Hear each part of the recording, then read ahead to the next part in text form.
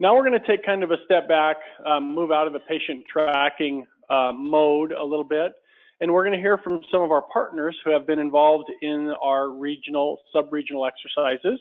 So I'd like to bring up to the floor and welcome Bill Whitman again, although he's probably in his retirement nap, I don't know.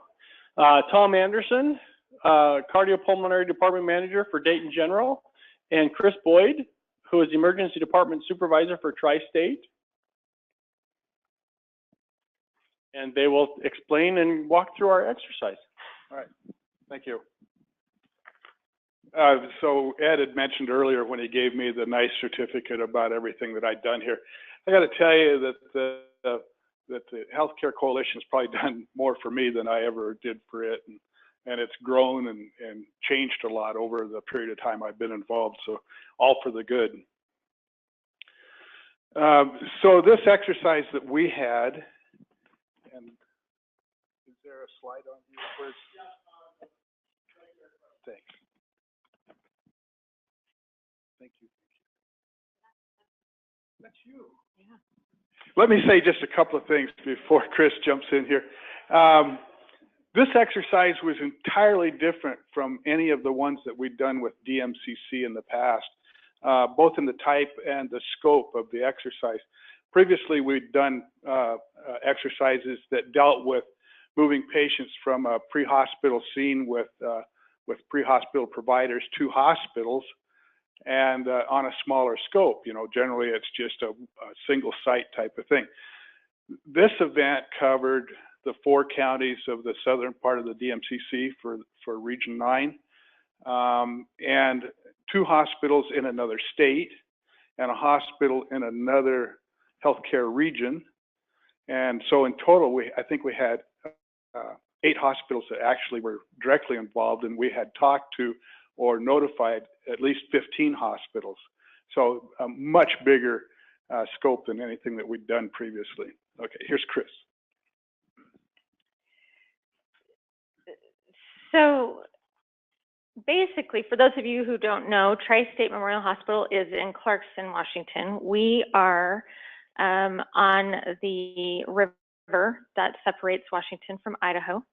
Right across from us is the Idaho partners, and we've spent a lot of time drilling with the Idaho partners and Casey when he was their healthcare coalition. The first thing that is different in the way these 2 states function is the way we communicate. Very different methods of communication. So this was a great learning opportunity for us to actually utilize our DMCC. This is the first time I think I've been at TriState for 16 years, and I've been the Director of Emergency and Trauma Services for 10 years. And this is the first time that we've actually utilized or even practiced utilizing the DMCC. So it was really great. First of all, it was a weather incident, and it spanned over several days. Operation D standby was called in our facility as a situational awareness before the actual event to let the directors know that we have a weather event. We were a hospital that was supposed to go on generator power and eventually evacuate as part of the drill. So we initiated Operation D standby, called several days prior to the designated exercise per our EOP. Preparations and assessments were done regarding power outage and being on generator power, and then we conducted daily briefs. The big day came, the decision was made to evacuate, Operation D was called overhead, and all leadership reported to Incident Command Center and assignments were made. At 09:05, the DMCC was notified of our need to evacuate. At this moment in time, our campus, which is a critical access hospital, not a typical critical access hospital, we had over 400 patients on campus at the time of the decision made to evacuate.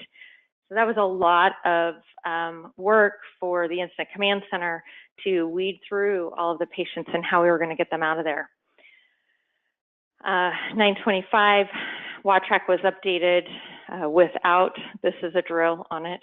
That was us. We're going to own that. that was my unit secretary, bless her heart. 9:30, the briefing concluded and planning for patient placement commenced. I will tell you the great thing about the DMCC this time was that they were pulling patients from us. And any of you that know anything about lean, it's much better to have patients pulled than for us to push. So they were calling us back saying, what the heck? Do you need help? It took us a while to weed through those 400 patients, but by 9:45, we made that call back to them. We needed 10 patients. We needed their assistance in placing 10 acute care patients. We were able to get everybody else managed and out of the area. At 10:07, they called us back to notify us that placement had been found for all 10 patients. Pullman Hospital would be sending 2 ambulances for 3 of those patients. We worked with dispatch to arrange transport for the other 7 patients, and by 10:25, the simulation was over for us. We went on to put all of the patients into the WATTRAC for the tracking system, which we identified we didn't collect enough of that information to put the information in. So that was a lesson learned. We'll go over strengths real quick. Communication with DMCC and dispatch was ongoing and timely. Again, DMCC was very helpful. Incident command was strong and efficient, and our staff participation was high throughout the hospital and the campus. Lessons learned. Departments other than ED need to drill regularly, and how many of us as emergency department managers and staff know that?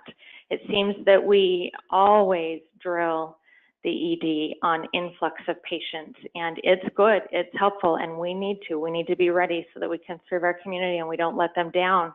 But the inpatient units and the other managers, the clinic managers, the clinic staff, they all need to know what a disaster looks like or what their role is in a disaster.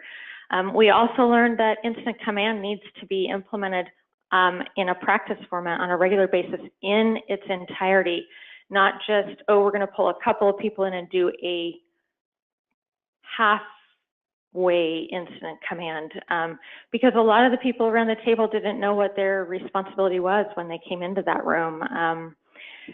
We need to make sure that all the directors from the departments know that their manifest needs to be filled out and brought to Incident Command Center when they arrive. They've got a 15-minute heads up.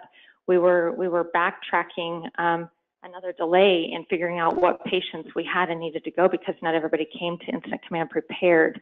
And that's because of their lack of practice, their lack of participation or required involvement in our disaster planning and drills. We learned that we need to combine the evacuation plan with our EOP plan to reduce confusion. Years ago, we had a consultant come in and they had us separate all that out. We determined during this incident that we need to put it back in so that they have one place to go for all of that information. We also learned we need to update our EOP to include all additional services and clinics. We recognize that as we grow, and we are growing very quickly every year, multiple physicians and clinics have been added to our facility, and that's happening on a regular basis, and we need to figure out how we're going to notify them in a disaster because that wasn't included in our plan. Lots of people have moved off out of the main hospital. Our foundation, our human resources, our infection prevention have moved out of the hospital, so paging overhead doesn't work to notify them. A lot of nuances to our EOP plan that we're looking at this year, and our goal is to have that revised by June. So we've got a lot of work to do there. We needed clarity on our forms for incident command. We have a packet and a kit, but not all of the forms are in there. So the different chiefs in incident command are like, where are my forms? I don't even know what this form is. So clarifying that, training incident command center on their role and what those forms are and what they mean was also really important. Phone trees in individual departments are not getting updated in the EOP books. I think there were only a couple of departments that hadn't updated. We get updated phone lists every month, but they're not making it into the EOP book in each department. So good lessons learned. Again, really important, my soapbox is to make sure that we're prepared. Thank you to Casey and Carolyn and Travis in Region 9. These are phenomenal events. The DMCC was great. I had to say I was really skeptical. We've always been very independent and able to do what we need to do, but hats off. Good job. All right. Test. Nope, I'll use this one. Oh, thanks. All right.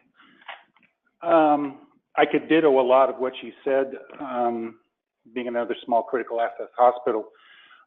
Dayton General Hospital, I'm blessed, I believe, with our hospital. We also have a hospital and a nursing home, so that adds a certain something to any testing that you do.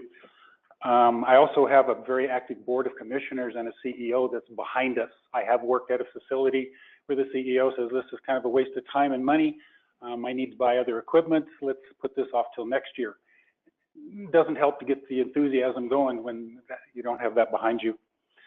I also live in a really small town. If you don't know Dayton, and it really does have that small town atmosphere. And to quote a famous comedian, when stuff happens there, they really do rally around and get her done.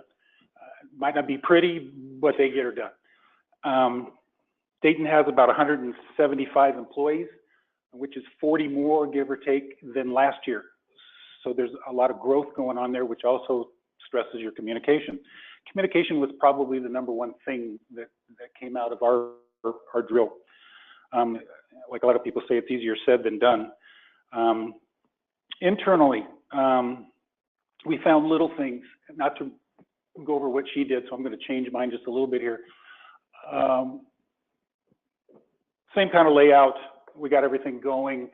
The little things that popped up was we were talking with DMC was talking with us, and all of a sudden there was a little blank there. And we go, well, what happened here? And we found out that nobody had forgot to tell the admitting operator what was going on. DMCC called and they're going, disaster who? And like normal, they go, give it to nursing. And the phone call went to nursing, and nursing's going, so there was a little bit of lag there. That's something that we can fix. Little things like walkie-talkies. We found out how many people don't know how to use a walkie-talkie. It's an easy fix, but it's something when you get somebody on adrenaline and they're talking on the walkie-talkie, the finger's faster than the mouth, and everything's broke up, and you're going, what the heck? Another easy fix, but it's something you don't think about. When was the last time you practiced at your facility with walkie-talkies? Never. We just assume as a kid, you know how to use it. Computers. We had some new people on the floor, and we started the drill, and they said, okay, we've got our policy and procedures. We're going to look this stuff up. It's not under that name. What's that form name? Let's try this. So after about 6 tries, they figure out what the exact name of the form was before they could find it. So we're going to address that and maybe try and put most of the forms we need printed out where we can get them, but let's put them easier access in the computer. So when somebody new comes along, where is it? You don't want to have that kind of thing. A big thing was not all our contacts and the current names and phone numbers were up to date. So we're gonna fix that. In fact, we all already talked about maybe coming up with something quarterly for Region 9, where we can maybe all share some phone numbers and the main contacts and make sure everybody has the right thing for everybody to talk to, which would be a good thing. Communication, I talked with Bill a little bit before we came in. I actually had a nurse that came by, and she'd heard about DMCC, and she said, what is this DMCC thing? Isn't that a band? I went, no. Run DMC maybe, but no, so I had to explain what was going on. Now, maybe Bill, since this is his momentous day, if we all talk to him, he could belt out, oh, Danny Boy or something later. But I'm guessing his role in this is a little different than a band. Unless you want to. Maybe, all right, he's on board. Maybe we'll, yeah. We also talked about an incident that happened. He has new people shuffling through learning. We have new people shuffling through learning. At one point, we had 2 people on phones, And we called, and it was, hi, this is State General Hospital. Yes, this is DMC. Crickets. DMCC was waiting for us to say what we were going to say. We were waiting for DMC to tell us the questions, and nobody was talking.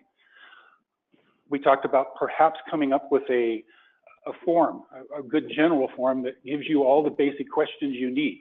How many people are you transporting? How many adult? How many pediatric? How many ICU? All the way down the list. If we both had the same form, we would both know what we were going to ask and what we needed to communicate, and we would all be on the same page. Hey, there's an idea.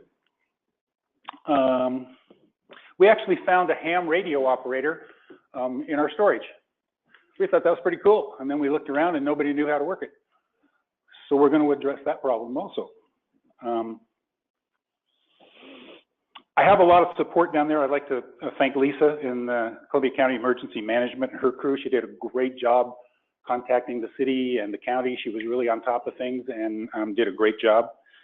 From a nursing standpoint, we had 27 residents for the drill. We would have 35 if they were full. A small lesson learned there that it took us about 2 hours to contact all the families, let them know what was going on, who could take a resident home, fill them in on what's going on. That's a lot of time.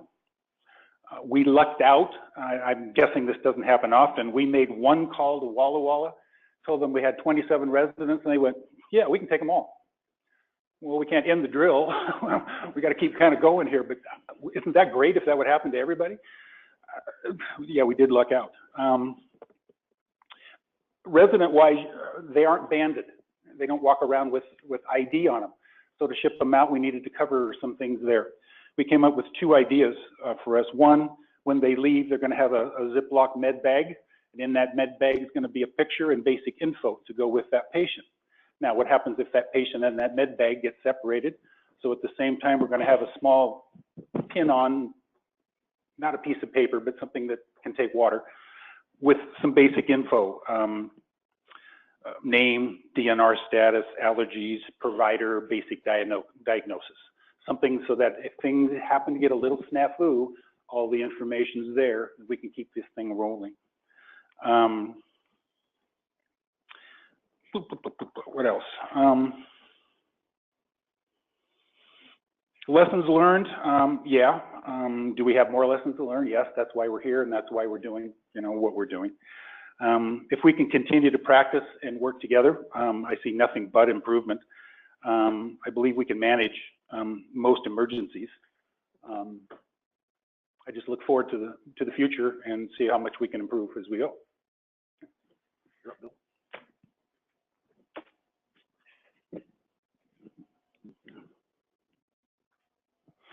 Okay, as I'd mentioned before, this is a little different than other exercises that we've done. Wrong way. Yeah, you turn it over.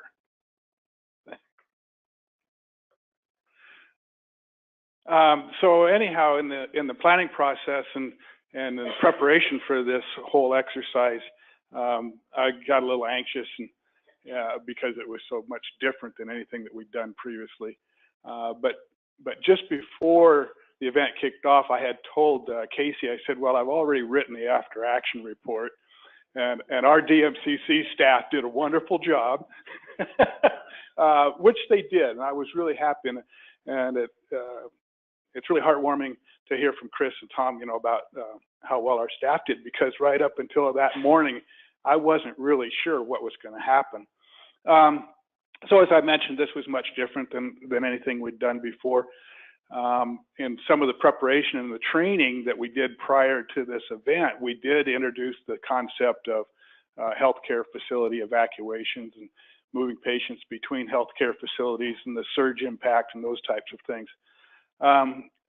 This exercise included long-term and skilled nursing facilities, which we hadn't worked with in the past. And at the time, some of them weren't on WATRAC. They're coming on board now, so that's going to be a change. But it was, here again, it was kind of refreshing because that group of people were really energized and they wanted to participate, and they did do a good job of doing that. So that was one of the good things. The DMCC group at the hospital, at our hospital in Pullman, worked well together, and they faced some difficult challenges and worked through them right away. And one of the things was that the forms that we had didn't work for doing transfer of patients between medical facilities because they had different needs. You know, you might have ventilator patients or, you know, specific needs that you don't see when you do the pre-hospital or hospital type events. WATRAC, it's a great tool, you know, but sometimes a crescent wrench makes a pretty good hammer, you know, and so we learned a lot about WATRAC. And one of the things we learned is we need to train more and exercise it more. Hospitals don't always respond quickly when you send out an alert. Almost all of them did, I think, eventually. I think we had 15 or 16 hospitals that responded to our initial alert. I thought it was interesting that our DMCC staff, when they decided to send the alert, they weren't really sure what the scope of this event was, so they cast a pretty wide net. They sent it to the whole region, which probably isn't a bad idea. We included Idaho hospitals in the exercise just because that's natural. Like Chris said, they're right across the border. They work with them all the time, with St. Joe's and Lewiston. We work with Gritman right across the border, 8 miles away. It's like going across town type of thing. But we don't use the same communication systems, you know, so we have to work through that. And then because the long-term care facilities aren't on WATRAC yet, there's a communication difference there too that we identified. In WATRAC, the command center, we decided should probably be used a little more and the alerting used a little less. I think there was 8. There was the TriState alert, and then DMCC sent out a separate alert, and then we did 8 updates to that alert. And we really didn't need that. What we really needed was to establish the command center and utilize it for exchanging information a little more than doing all the alerts. For us, at the hospital, we use Everbridge for our emergency communications to our off-duty staff and even on-duty staff. And it worked really well. We sent out a message to 335 staff, and they all received it within a couple of minutes. The downside was not everyone's on board, and they didn't all acknowledge receipt of the message or provide the information that we needed. So we're working on that part. It's a good tool, but here again, we got to work with it. Some of the DMCC forms don't fit, and so we're working on that. We have job action sheets for our DMC leader at the hospital, and so about the only thing we're keeping from that is job action sheet, and the rest of it we're editing right now. All of the Region 9 Healthcare Coalition and the care providers worked well together to communicate and solve problems.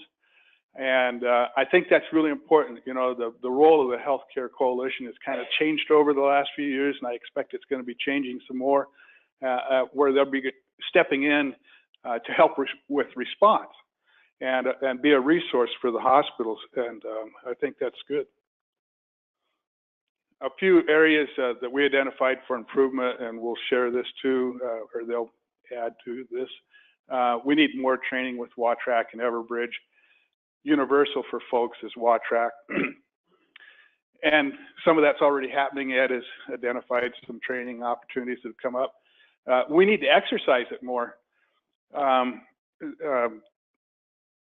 WATRAC's good and we train with it, but people are kind of afraid to push that send button, you know, and so there's a little bit of anxiety in there that we need to overcome, and the way we do that is to exercise it a little bit. Personal to the hospital staff at Pullman Regional Hospitals, remember to acknowledge the Everbridge notification. I'll warn you though, in Idaho, some of the hospitals use Everbridge, and you can over-exercise that, and pretty soon they ignore it, you know, so don't drill it down too hard, just do it periodically so that they know how it works. We need to develop or rework some of our DMCC forms. Tom mentioned that. We're doing some of that internally. I think that's an ongoing process, you know, as things evolve, you're going to be changing the tools that you use. We figured out it'd been really nice if we'd have brought a whiteboard into our DMCC center. Actually, our DMCC center, or that room, is changing radically because of that. They're going to install a whiteboard. They're moving some radio equipment in there that we didn't have. It's nice. It's close to the emergency department, but it's segregated enough that it doesn't interfere either way. So it's a good room, and we're going to improve on that. And just a key point that our emergency medical director at the hospital came up with is the DMCC director needs to have a recorder or a scribe or someone to help them with all the information, because they're trying to coordinate activities within the hospital and within the region for the DMCC role, and it's just too much for them to do that communication and also do the recording of that information. So that's something that we're going to add to our process. So that's all I have. Anything else from Chris or Tom? Does anyone have any questions? I'm humbled by you guys. You're a tough act to follow. Thank you. Yes.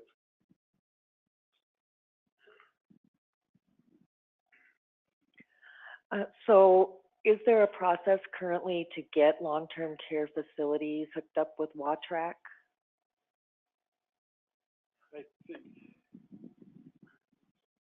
So, thanks for the question. Actually, I was going to follow up on that.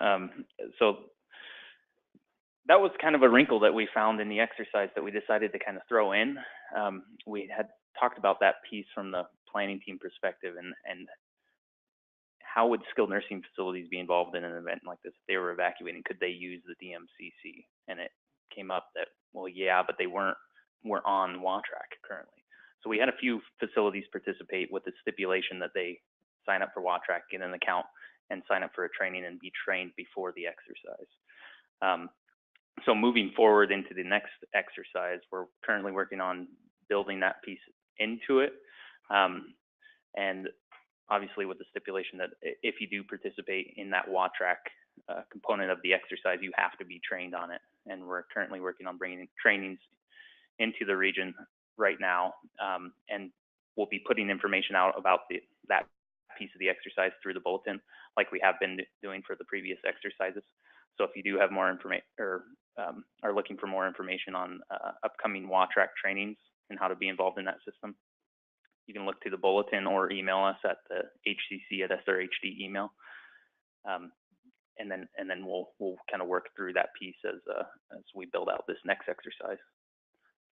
And then I'd also like to reiterate that Chris had mentioned the hospital themselves have never actually worked with the DMCC on an exercise, and that's because typically we use the DMCC from a mass casualty incident perspective. So using it as a hospital, as a way to coordinate hospital patients during evacuation was a unique perspective.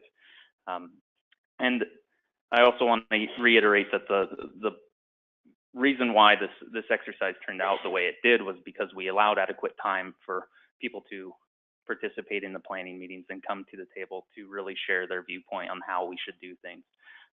So something I'd like everybody to keep in mind when planning these exercises is to allow a good amount of time to prep these and bring everybody to the table that's necessary. Question over GoToMeeting for Casey. Can we participate without using WATRAC? I'm not sure what provider type this is, but. Great question, and the answer is yes, but in a different way. For all three exercises, the two previous ones and the upcoming one, we've involved other healthcare providers in the exercise through our situational awareness process. So if you do want to participate in that process and you're not able to sign up for WATRAC, you can always sign up for our situational awareness process, and you can find that process. It's on our website. We're constantly pushing that out in bulletins, and we'll certainly be pushing it out in future bulletins.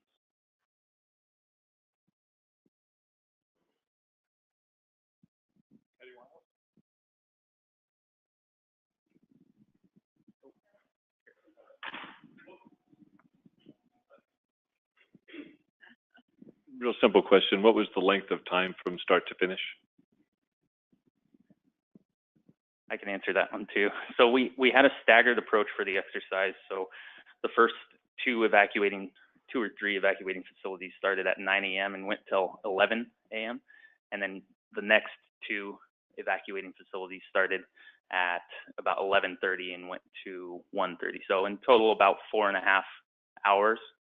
And then follow up, like hot wash stuff was after that, which normally takes about a half hour. So DMCC had the biggest role in the exercise. They participated throughout. TriState participated early in the morning and was done in about an hour and a half. And Dayton participated in the second portion of the exercise.